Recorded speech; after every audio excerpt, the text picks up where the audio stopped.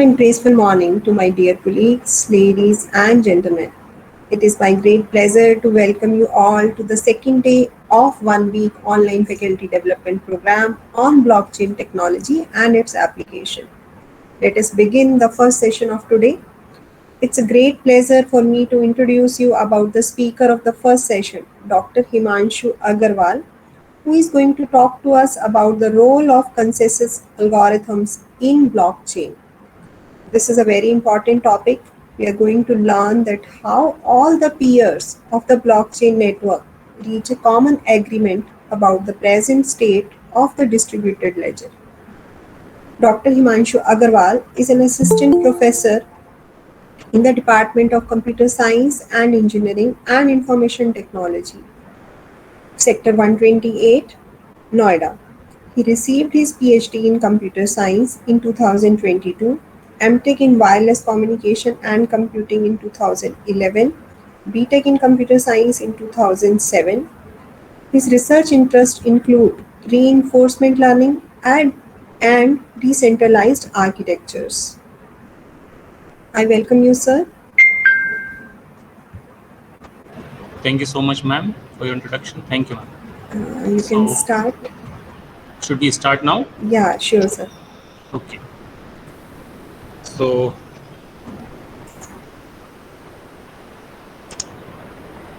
okay. First, please confirm my slides are visible to everyone. So please present.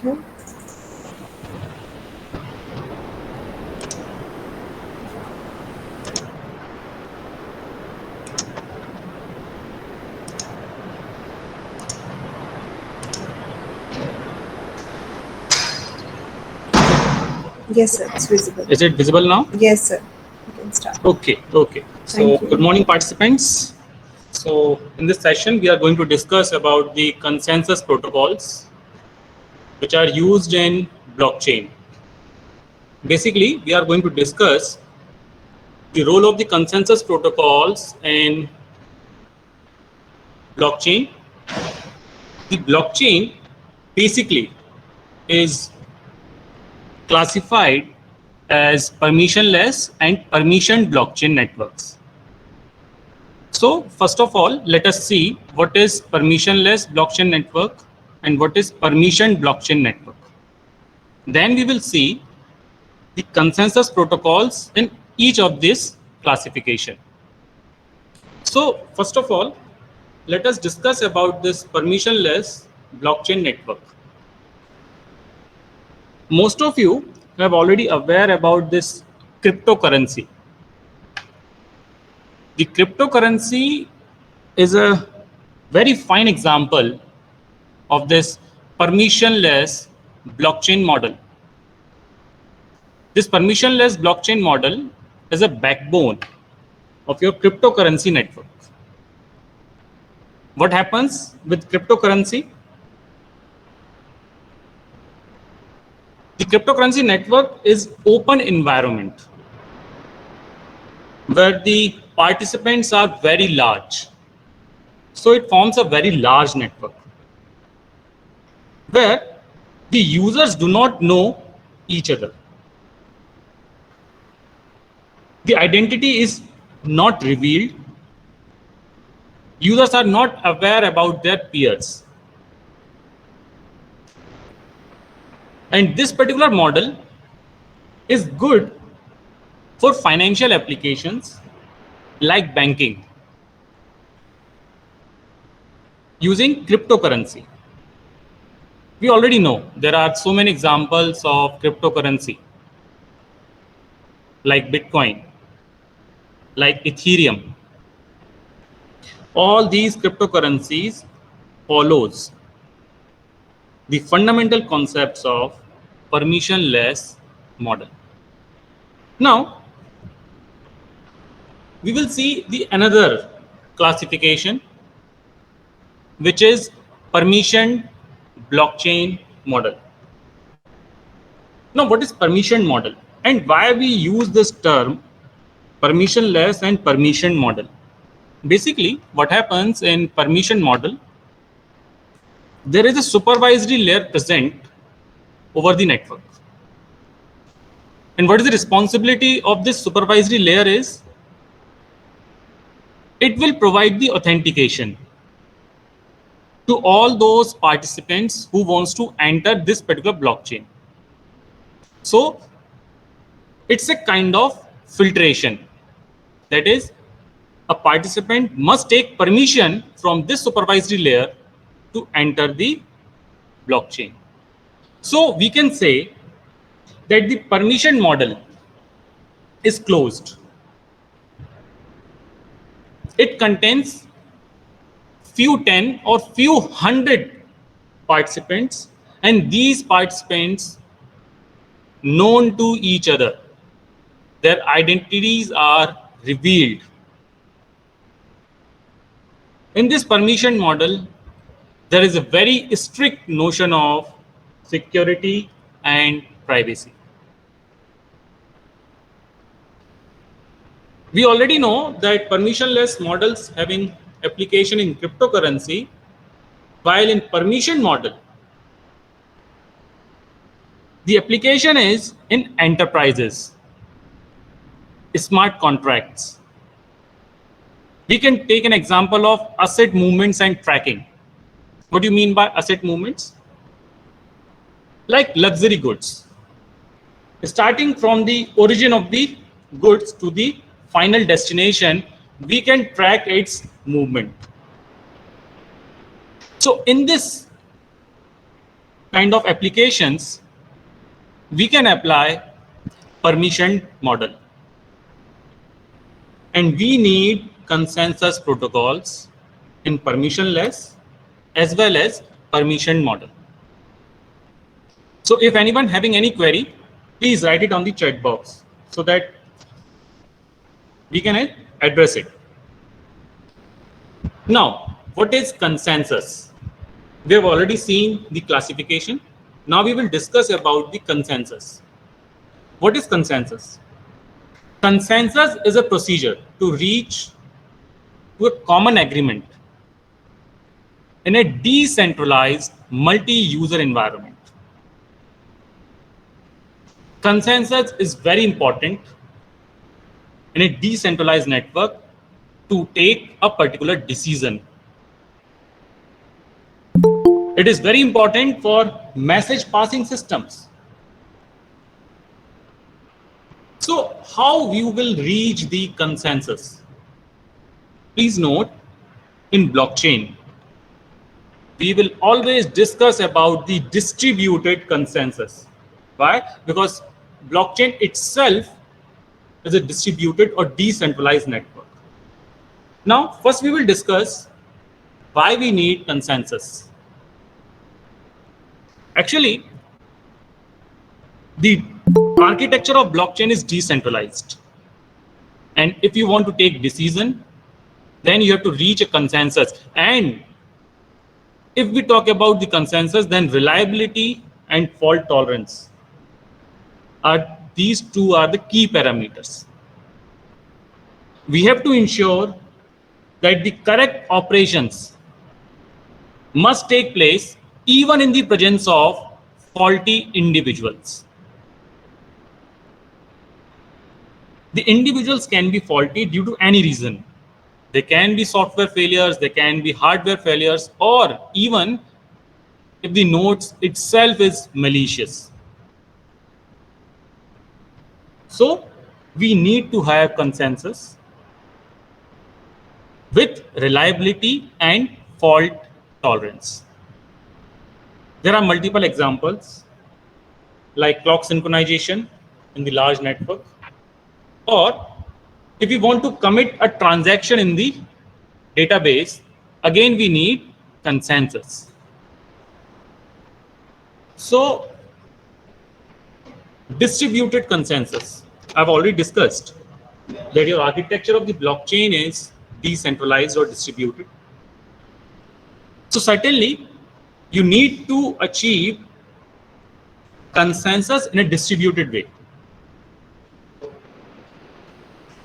If there is an ideal situation that all the nodes are connected and there is no failure, then it is very easy to achieve consensus. The simple process is you will broadcast your personal choice or your decision, and again you will receive the choices from your peers. Then just apply choice function. Like you are receiving multiple values from your peers, you can have a choice function like maximum of all the values. That will be your decision. So we can see that the consensus can be achieved easily if the node is properly connected and there is no failure in the. But what if there are failures? We will see there are certain protocols that can be very helpful to find the consensus even in the presence of network failures. Okay. So there are multiple types of faults that can occur in a decentralized or distributed system. First, the crash fault. Now, what is crash fault? Crash fault is whenever a node suddenly crashes or becomes unavailable in the middle of a communication. That is crash fault. So that particular node is not able to communicate its decision to its peers. Second is partition faults. Network of partition faults occurs whenever there is a failure of the links, and due to which these link failures, our network gets partitioned. Then this is the special class of faults, that is Byzantine faults. Byzantine faults occur in the system whenever a node starts behaving maliciously. It also includes the faults occur due to hardware or software issues. So we are going to discuss the consensus protocols for crash faults, partition faults, and Byzantine faults.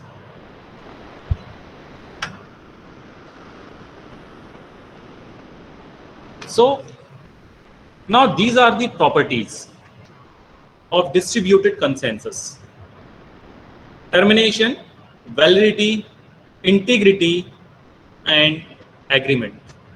Now, what is termination? Every correct individual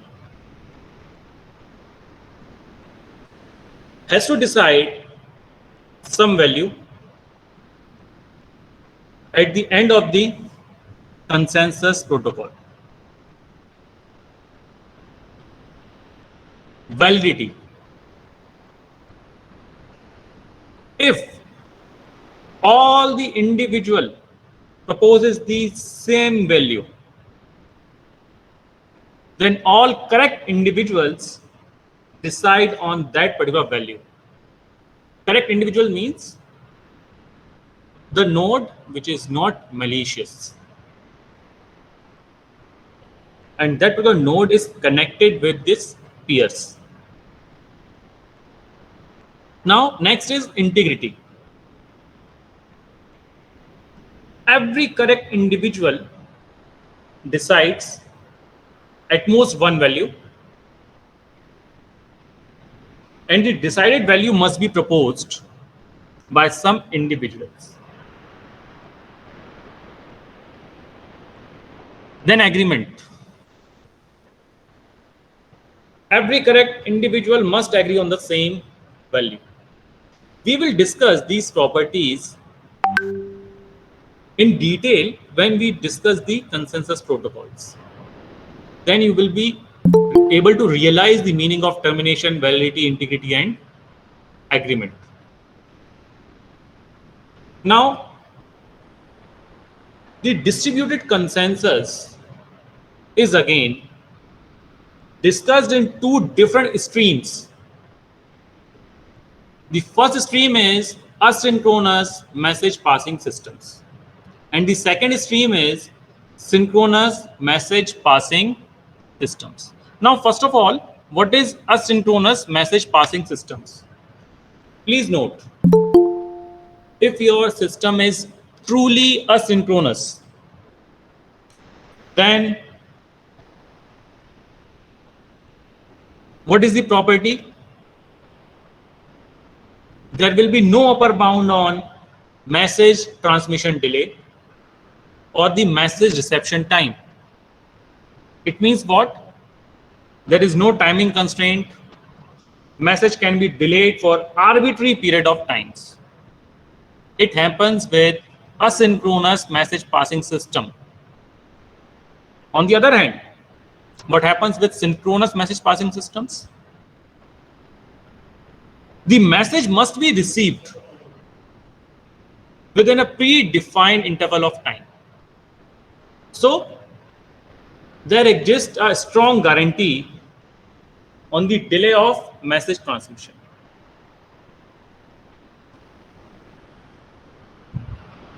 So, if we talk about asynchronous, when there is no guarantee on the transmission delay, and if your system is truly asynchronous, then please note there exists an impossibility theorem. What it says that in the presence of truly asynchronous message passing system, if there exists even a single node failure, then you cannot achieve the consensus. Consensus problem is not possible to solve. It is very important to understand that if your message passing system is asynchronous, then it is impossible to solve this consensus if there is even a failure of single node. We have to understand one more thing, that impossibility theorem states that no deterministic solution exists in purely asynchronous message passing systems in the presence of faults. However, there exist some randomized algorithms. And obviously, we are looking for the deterministic solutions only. Now, synchronous message passing systems. There are various consensus protocols which are designed for synchronous message passing systems like Pexos, Raft, and Dept, Byzantine fault tolerance. All these consensus protocols are designed only for synchronous message passing systems. In synchronous, there is a guarantee of transmission delay. Okay, and we will discuss these three protocols in later part of this presentation. Now, there are certain constraints in distributed consensus. The first constraint is safety, and the second constraint is liveliness. Now, what is safety? Safety means nothing bad would happen. What does it mean? It means that correct individuals must not agree on an incorrect value.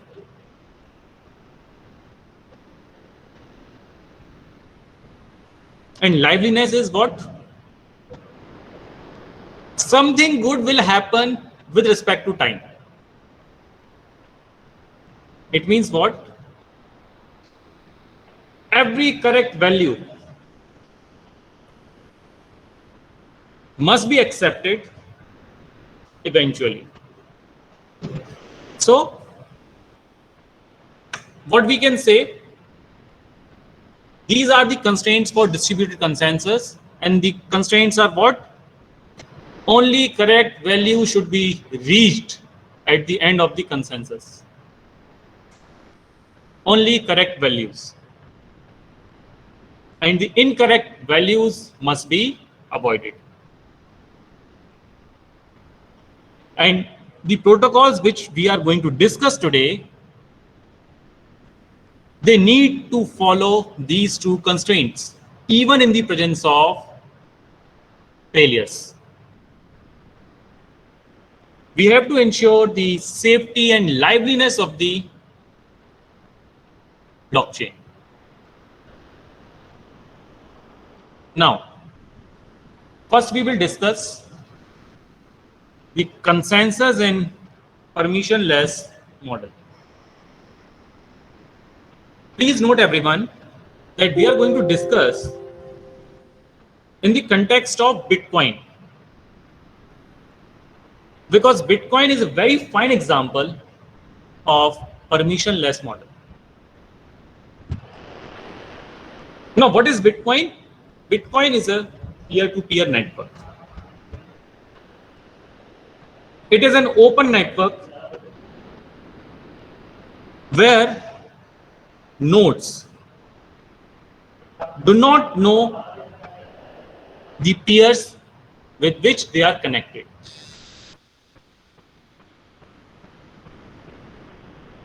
If any node broadcasts a transaction, then all the other nodes need to agree on the correctness of this transaction. That means what? If the transaction is valid, then you will accept it, else you will reject this particular transaction. So consensus plays a very important role in permissionless model. And we know that the Bitcoin is an open network. Even the identity of the nodes is hidden.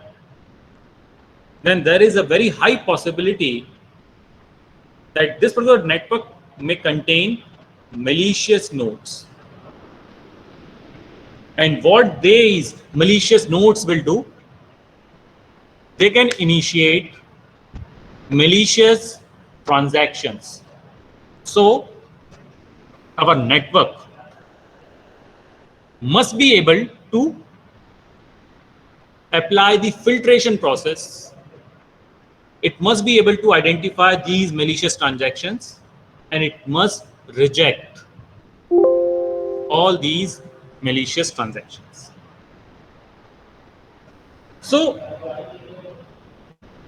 how this particular process will be executed?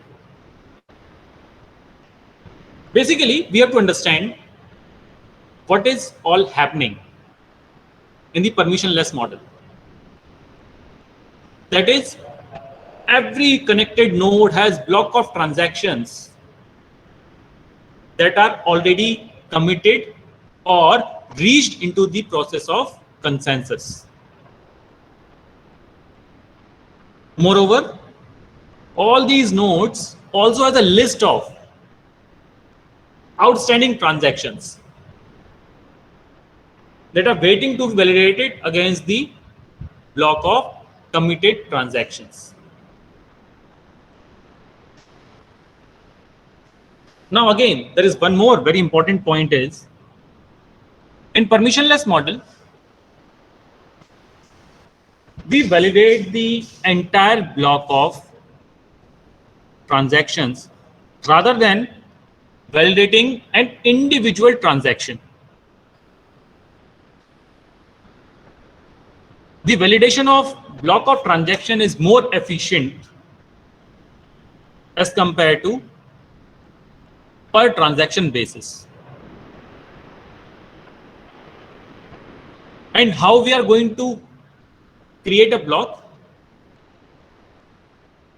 Obviously, we are going to wait for certain amount of time for all the transactions they are going to take place. And then we will collect all those transactions and create a block. And after that, we are going to validate this particular block against all those blocks who are already committed. So please understand what is the objective of consensus in a permissionless model. The objective is straightforward. We want to add a new block into the existing blockchain. And the challenge is the block must be valid, so that only valid blocks are going to be added into the blockchain. Now there is a challenge. The challenge is the miners are unaware about each other. Why? Because their identity is hidden. So we have to design the consensus protocol in such a way that our objective of adding up only valid block to the blockchain can be achieved. So there are certain observations as far as consensus in permissionless model is concerned.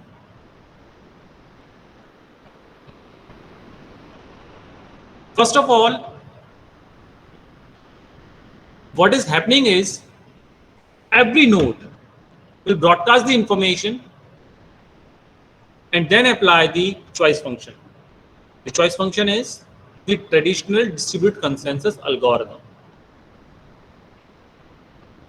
So if we talk about the Bitcoin, then broadcast the accepted blocks to your peers and then collect the next set of transactions and prepare a new block and try to add this new block to the existing blockchain. Now,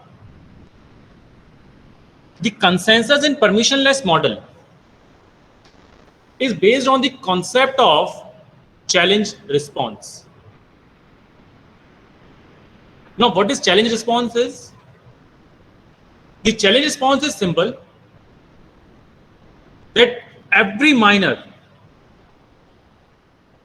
independently tries to solve a particular challenge,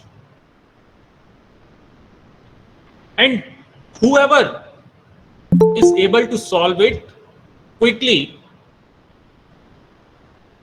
will submit its response.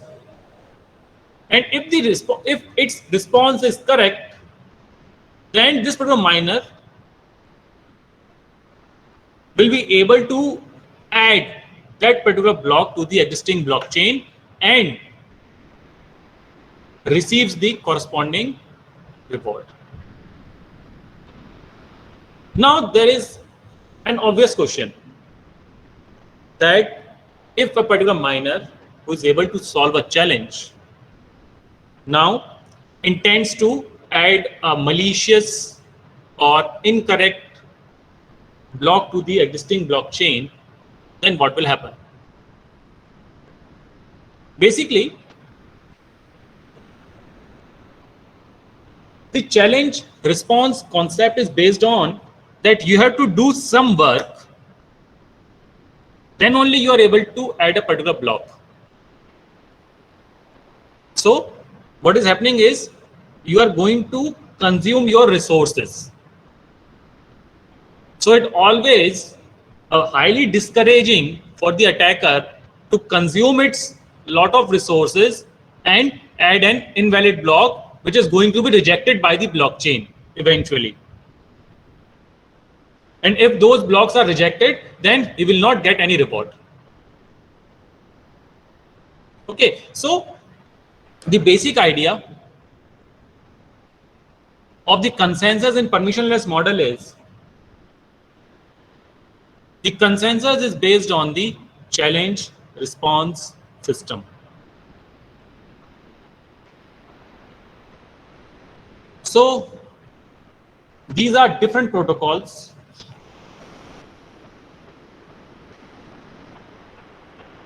which we are going to discuss in this session. These protocols are used for consensus in permissionless model. Starting from proof of work, then proof of stack, then we have proof of work. So let us discuss first the proof of work.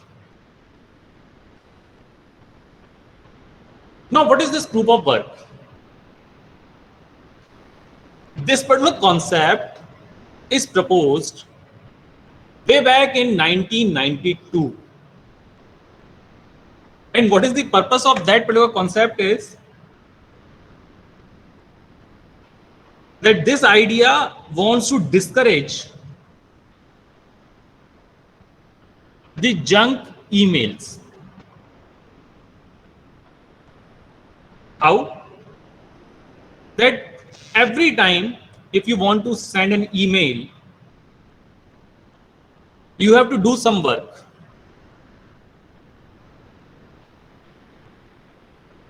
So due to this, the attacker will be highly discouraged to send junk emails. Or in simple words, the proof of work is nothing but an economic measure to deter the service abuses by the service requester. And how we are going to do this? Because the service requester has to do some work. That particular work will consume its resources. Now, obviously, if we talk about this proof of work concept, then the work which is required to be done, it has to be moderately hard. However, it must be feasible for service requester to do that particular work. Okay, and there is one more constraint. The constraint is the service provider must be able to verify this response easily. So one of the best example of proof of work is cryptographic hash function. This cryptographic hash function is one of the most beautiful algorithms in cryptography. They are used for preserving the integrity. And in this particular context, the cryptographic hash functions are used in proof of work consensus protocols. Now, please note, everyone, there is a problem, that is y equal to hash of x appended with k. Now, the challenge is, if the value of x and y are given, then find out the value of k. This is the challenge. So obviously, all those miners who wants to add a block, they have to solve this particular challenge. That they have to solve y equal to hash of x appended with k in such a way that they can able to find out the value of k. On the other hand, it is very easy for the service provider to verify the response from the miner. Okay, so this is the one of the example of challenge provided by proof of work, that is cryptographic hash functions. Now, in Bitcoin, the miners need to give a proof that they have done some work before proposing a new block. If we apply the concept of challenge response, then what will the miner do? Miner will solve the challenge and send its response. Okay? And the service provider will verify the response. If the response is correct, then that particular miner will get to add the new block to the blockchain. In this way, the attackers will be discouraged to propose a new block or changing already committed valid blocks. In Bitcoin, it uses SHA-256 hash function, that is secure hash algorithm, where hash value is of 256 bits. And by default, the miners are going to wait for the 10 minutes to collect the transaction, and after that, they will create a block. So this 10-minute value is a by default setting. Now, what are the properties of Bitcoin in the context of proof of work? The properties are: no miners will be able to control the Bitcoin network single-handedly. Moreover, attacker needs to perform more work to tamper the blockchain.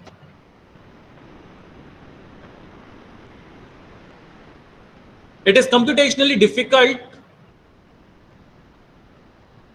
However, it is not impossible.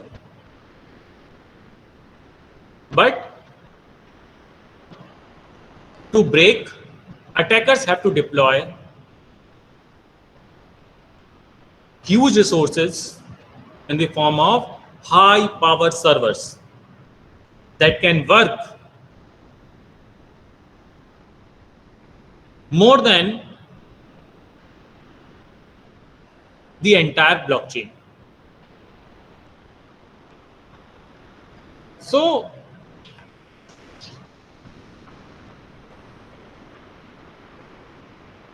the proof of work concept is very efficient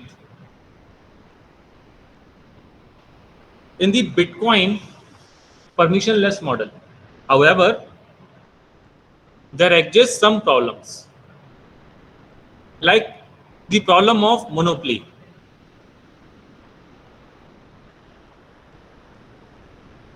Actually, proof of work depends upon the computing resources which is available to a miner.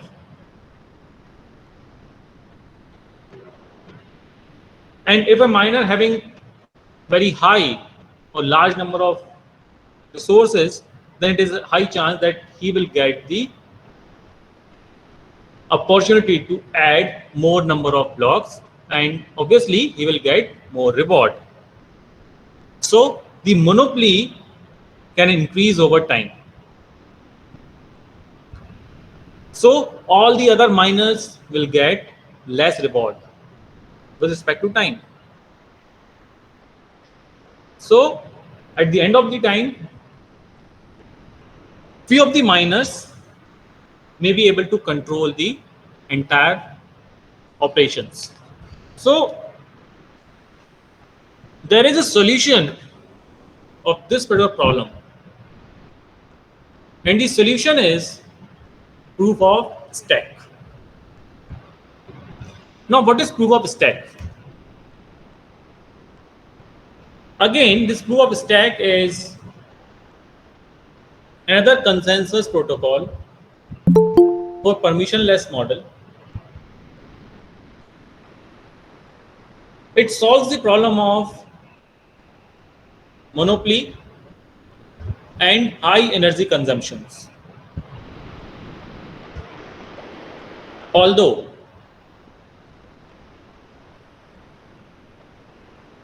we have to make a transition from POW to POS when your bitcoins are or your cryptocurrency is widely distributed.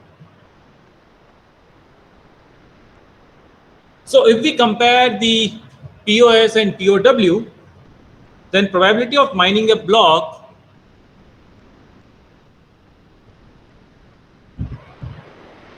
depends upon the work done by the miner. And in POS,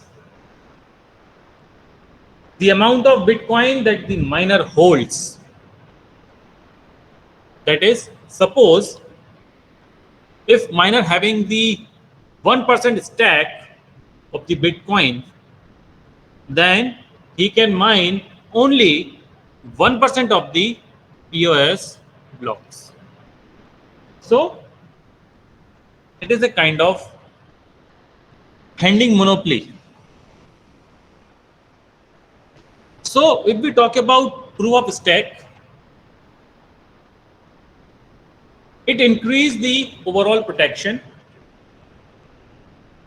Now execution of an attack is more expensive because now you need more Bitcoins.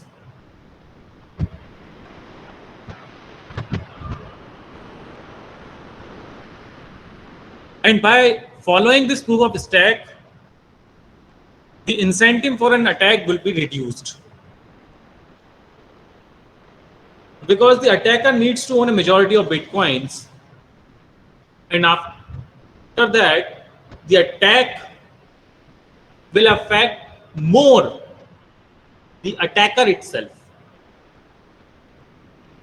Okay, so there is another idea or another consensus protocol which is known as proof of burn. And what it is saying that miners have to show some proof that they have burned some coins because they want to add a particular block which is valid. However, it is expensive. So POV, it works by burning the mined cryptocurrencies. So what we can say, if we compare this proof of burn to POW, that it is a comparison of the real resources to the virtual resources. So what we can conclude by studying all these three consensus protocols is that we have to work upon POW. We will start with POW, and if your Bitcoins are spread properly, then you can switch to POS. Because POW requires work to mine a new block. And at the same time, POW consumes resources. It consumes a lot of energy. On the other hand, in POS, if you want to add a new block, then you must have a stack. In POS, the consumption of resources is minimal, and eventually the nodes are going to participate in the transactions. In POB, what happens? That you have to burn some coins to add a new block. So we can say that it is efficient in terms of energy consumption, but it consumes the coins in order to add a new block. So if we summarize, the permissionless blockchain, we can say that in permissionless model, any user can join the network and participate in transactions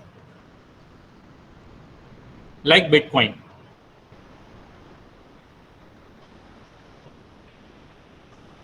The blockchain provides the backbone to the permissionless digital currency.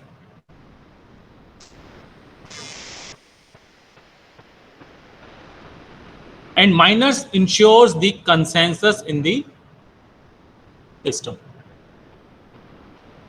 So that is all about the consensus protocols in permissionless blockchain model.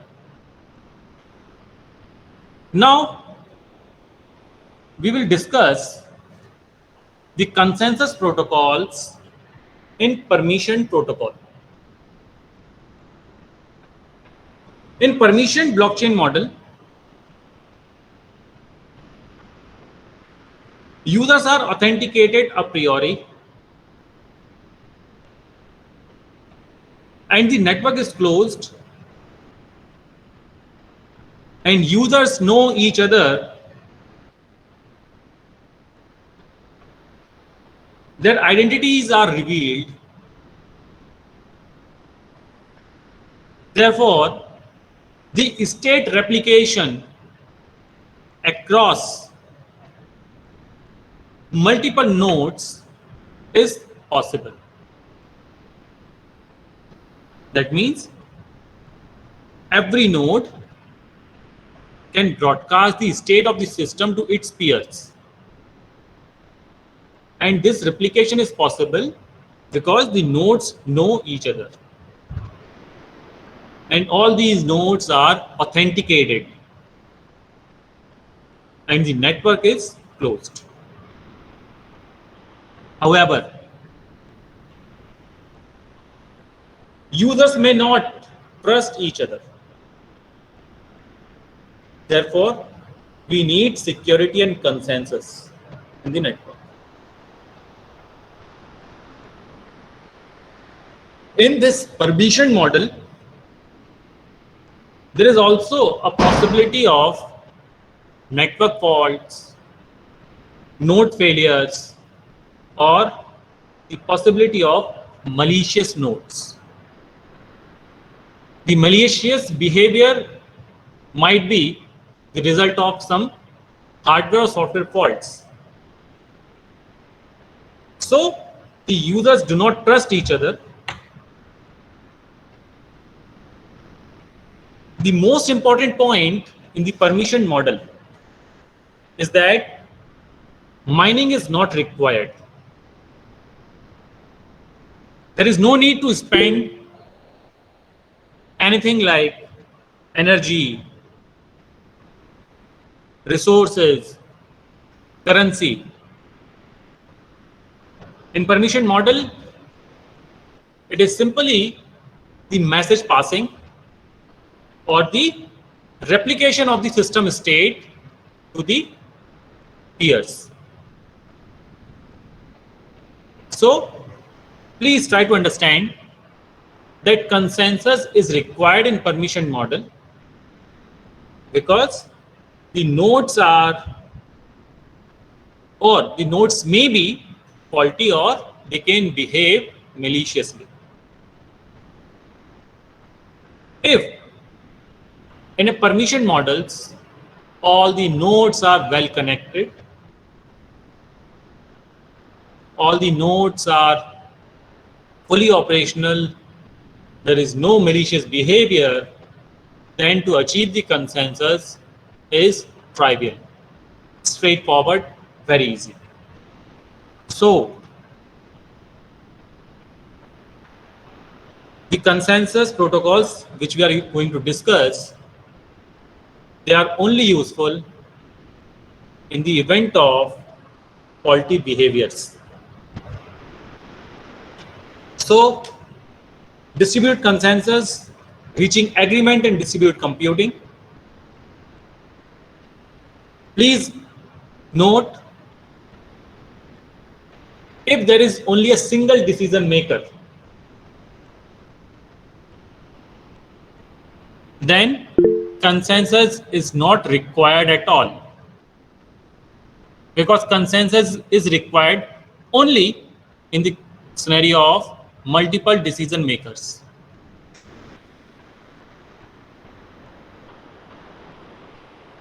A democratic system is the best example of distributed consensus, because in a democratic system there exist multiple decision makers.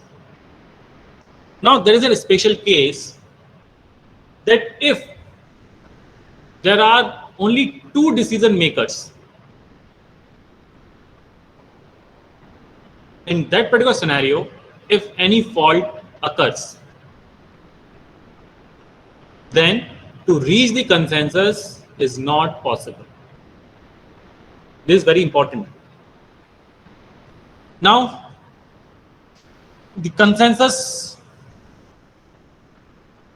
algorithms, crash or network faults, we are going to discuss Pexos and Raft. For Byzantine faults, we will discuss what is this Byzantine fault problem. Okay. The Byzantine faults also include crash or network failures. So now we will discuss the Pexos. Actually, this Pexos algorithm is one of the first algorithm which is used for consensus. And its history is very interesting. It is proposed by Lamport in 1989. However, it takes more than 10 years by the research community to accept this particular algorithm for consensus. So if you are going to search, then the paper is published in 2001. And this is one of the first algorithm. So the objective of Pexos is what? Choosing a single value in the event of crash or network fault. So what is the underlying process? Underlying process is making a proposal, accepting a value, and handling failures. But before proceeding with this algorithm, please consider a case study. This particular case study will be very helpful to understand Pexos Raft algorithms. Suppose we are having a class of 100 students, and after the class they are planning of a get-together party, and they are having two options only. that either they can go with the CCD or they can go with subway for get together party. But the constraint is there is no leader in the class. So they will select CCD or subway based on the majority decision. And if the majority decides to go with either CCD or subway, all of the class will go to CCD or subway. So we can see that there are two values for a decision, either CCD or subway. There is no leader. So anybody can be a proposer. Proposer means anybody can say that I want to go for CCD. Then the acceptors. Acceptor means if somebody is saying that he wants to go to CCD, then the acceptor either accept or reject. And the learners, all the students of the class are learners. Okay, so please try to understand that in this particular algorithm, there are three different roles: proposer, acceptor, and learner. Proposer will propose values that should be chosen by the consensus. Acceptor will form the consensus, then accept the values. And learner is going to learn which values was chosen by the acceptors. Okay, so the majority decision taken by the students of the class, and if majority says that we are going to CCD, then the entire class will go to CCD only. Okay, now let us go to the further details of this particular algorithm. What is this? The first process is one of the student of the class or many students from the class propose a value, either CCD or subway, along with the proposal number, and broadcast it to its peers. We can see from this diagram that proposers prepare a proposal, and that proposal contains a particular proposal number and value, and send it to the acceptors. Now, what will acceptor do? Acceptor compare the incoming proposal number with the proposal number that it already has. If the proposal number which is coming from an proposer is higher than the proposal number which is already having, then it simply accept that particular proposal, else it decline. So we can say that the acceptor take the decision based on this proposal number. and the higher values will be accepted.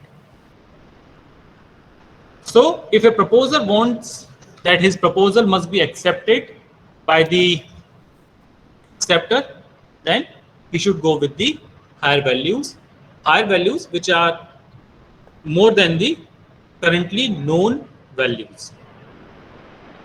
After taking its decision, the acceptor will send a message to the proposer. And that particular message contains three different things. First, accept or decline. That is the decision. That acceptor has accept or decline your proposal. Then proposal number. The proposal number, the highest value of the proposal number that particular acceptor has seen till now. And along with the accepted values. That is accepted values from the other proposer. Okay. After receiving the message from the acceptor, what will the proposer do? Please look at this diagram very carefully. That if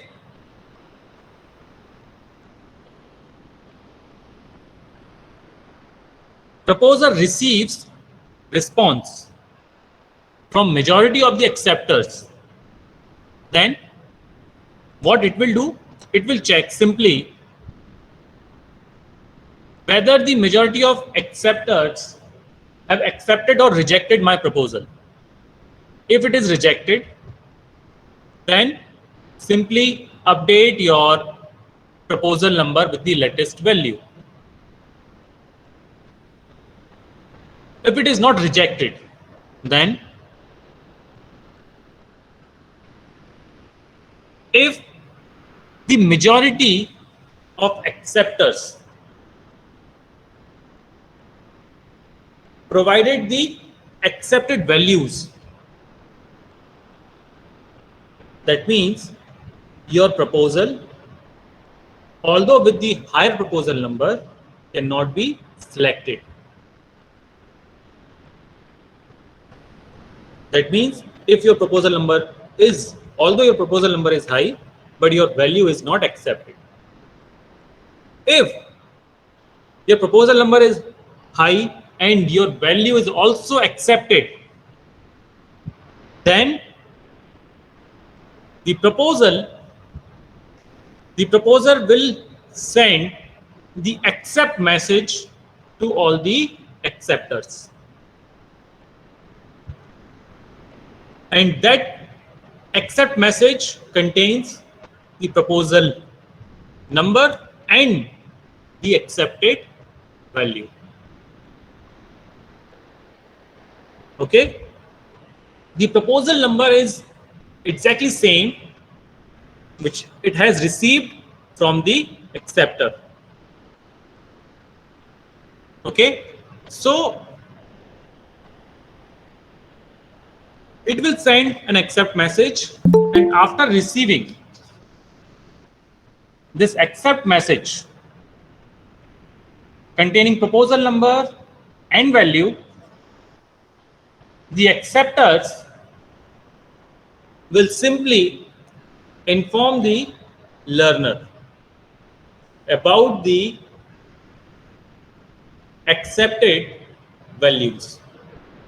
That means, suppose proposer have proposed to go with the CCD and most of the acceptors have accepted, yes, we can go to CCD, then these acceptors will inform to the entire class that we are going to CCD for our get together party.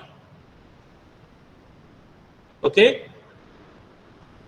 So in this way, the Pexos works to achieve the consensus. However, there are multiple constraints. So let us discuss first the handling of failures.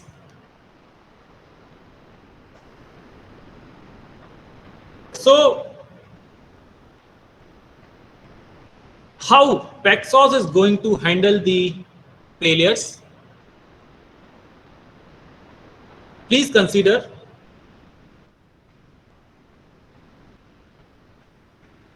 this diagram. There are multiple proposers, multiple acceptors, and learners. Now, suppose one of the acceptor fails. One of the acceptor fails during initial phase called preparation. In this situation, there is no problem because we are having other acceptors. So our algorithm will work smoothly. If one of the acceptor fails in the initial phase. Now, there is one of the most important point is what will happen if more than one acceptor fails.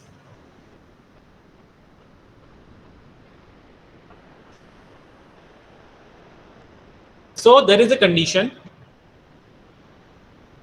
If there are total n nodes in the blockchain,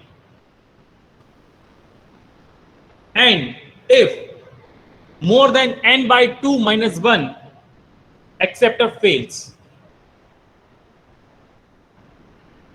if more than n by 2 minus 1 acceptor fails, then there will be no consensus.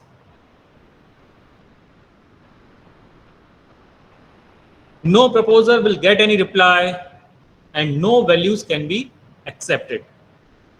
For example, if there are 10 people,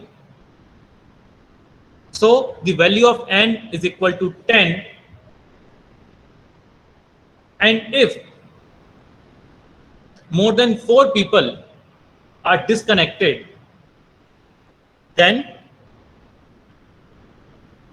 the consensus cannot be achieved. Because if more than 4 people out of 10 people are disconnected, then the logic of majority voting cannot be achieved. So if there are n nodes, then it should not happen that more than n by 2 minus 1 nodes are failed. In that particular scenario, Pexos cannot work. Okay? So if we talk about the failures, what will happen if the proposer itself got failed in the initial preparation phase? If the proposers got failed, then one of the acceptors who are waiting for the proposals, after waiting for a predefined amount of time, they will become proposer. So if the proposer is failed in the initial phase, then the acceptor will become the proposer. Now, if proposer fails in the final phase, that is acceptance phase, then also there is no issue because acceptors have already got the most updated proposal number and the accepted value. So basically, if the proposer fails during the final phase, then acceptor will eventually communicate the value to the learners. Okay, so this is how we are going to handle the failures which occur during different phases of the algorithm. So after Pexos, now we will discuss about the raft. Raft is designed as an alternative to Pexos.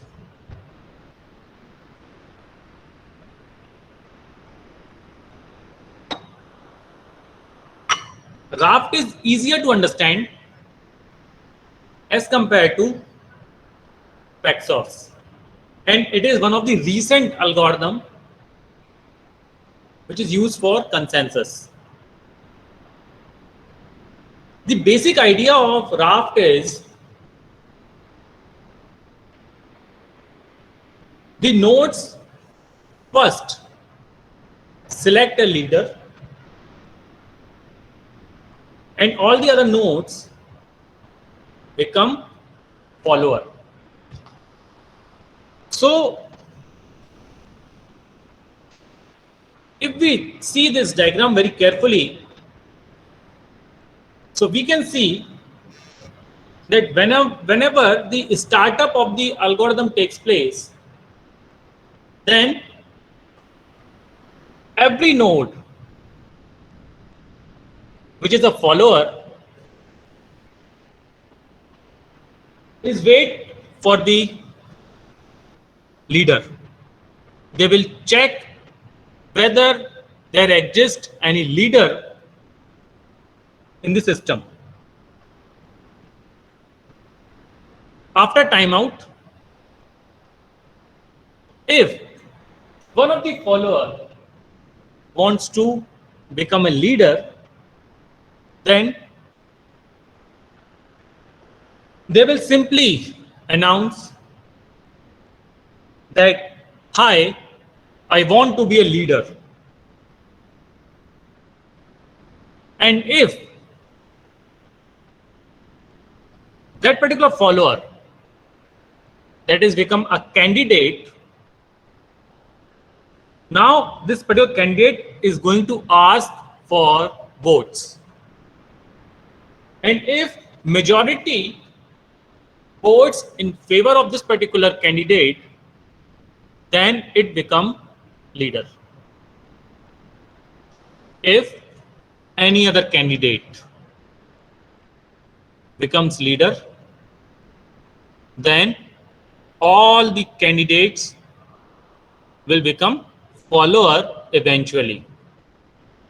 So the raft algorithm for consensus, it starts from leader election process.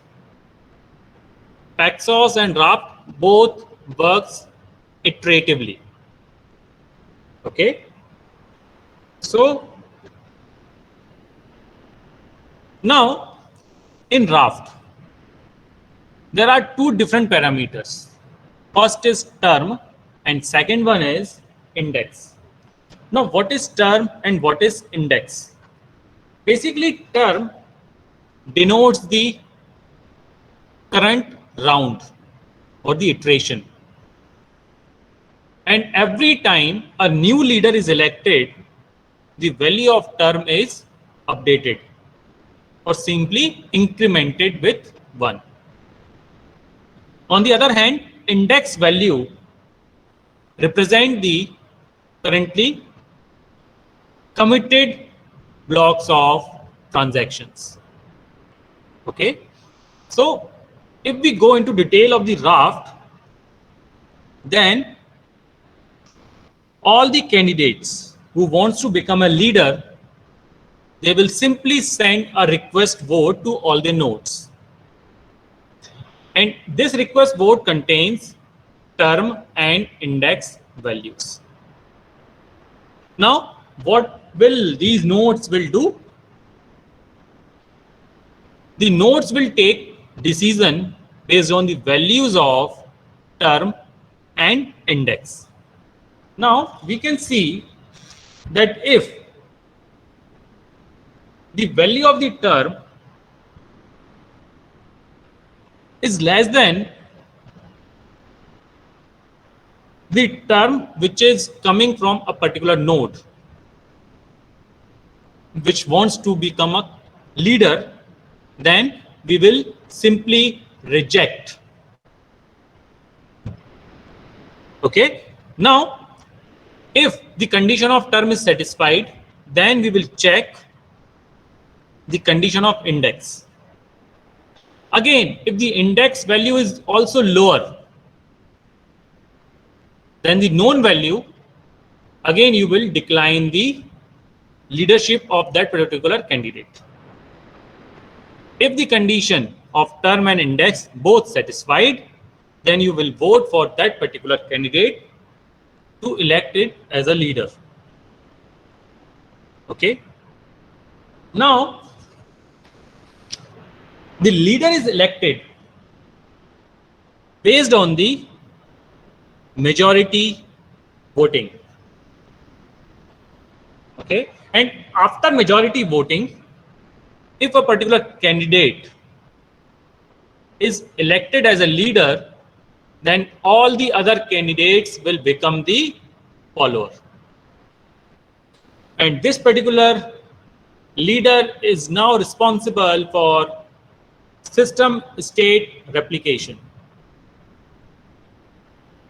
And all the other nodes, they may either accept it or reject it. If the majority of the nodes reject it, then a new leader would be elected. Okay. Now, the handling of failures in draft. What will happen if your current leader got failed? Then simply we will elect a new leader.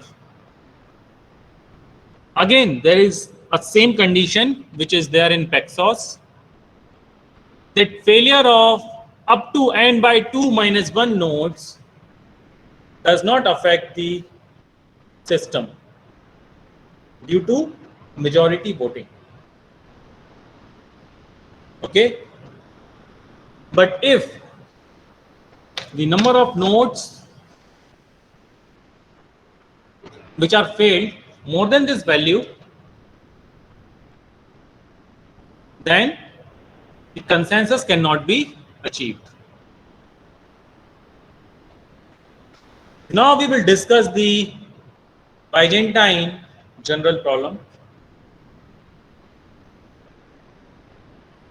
Actually, this particular problem deals with the malicious behavior of the nodes.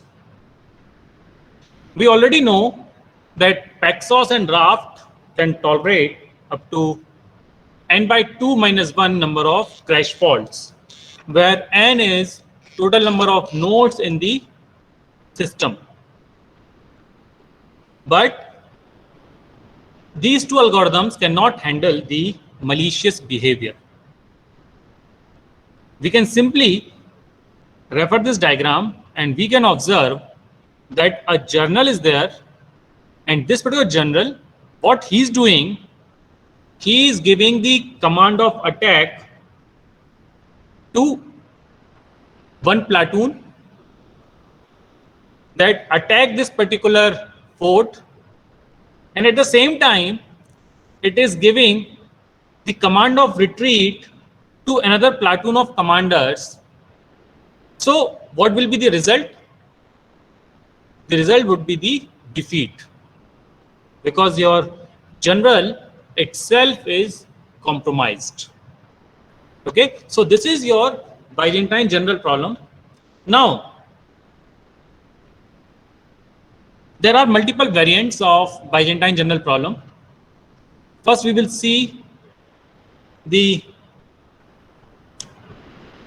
3-node problem, where one of the node is commander and other two nodes are the lieutenants. There is a constraint, and constraint is what?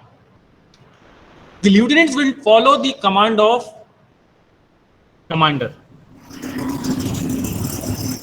We can observe from this figure that this particular commander is giving the same command to Lieutenant 1. Yes. Yes, any query? Hello? Any query, anyone?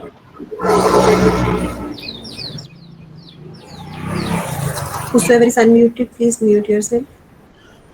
Yes, ma'am? No, sir, please, you can carry on. Okay.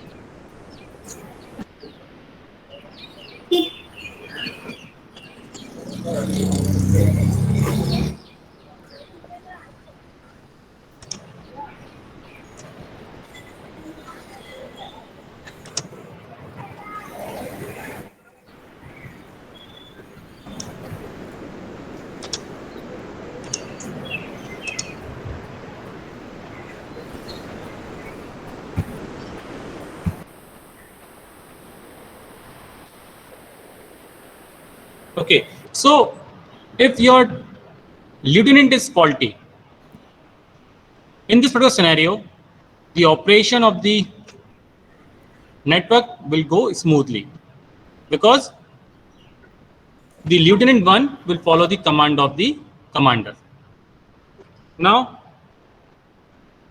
what will happen if your commander itself is faulty? Then in this particular scenario, we cannot reach the consensus because if we apply the concept of even the majority voting, then also we are not able to reach the consensus in this particular scenario. So if we talk about 4 Byzantine generals problem, where one of the lieutenant is faulty, in this scenario, we can observe that the consensus can be achieved using majority voting.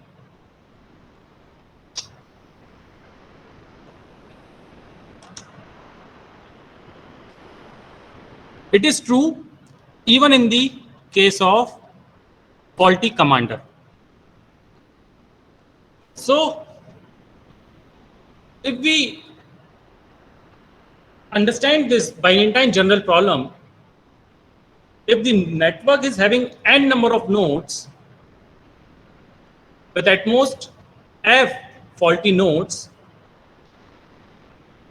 then in the case of malicious behavior, we must have 2f plus 1 nodes which are correct to achieve the consensus. In this particular problem, the receiver always knows the identity of the sender, and the network is fully connected, and the communication medium is reliable, and the system is synchronous. So if we summarize this permission blockchain, then the consensus is key building block in distributed systems, and draft is easier to understand than Pexos. So thank you so much everyone for your time and patience.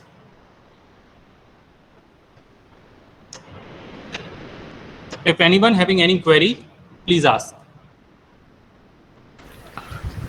Sir, please share your slides. Okay, let me.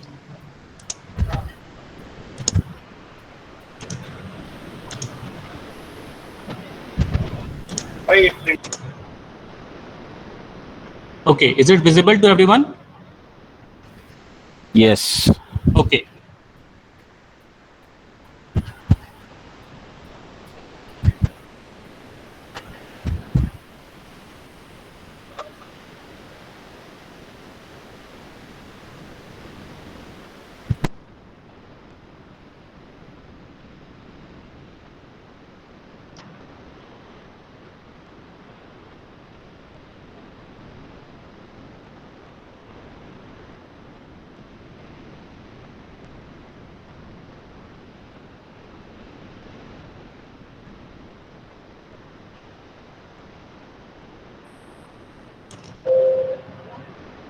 So anyone having any query?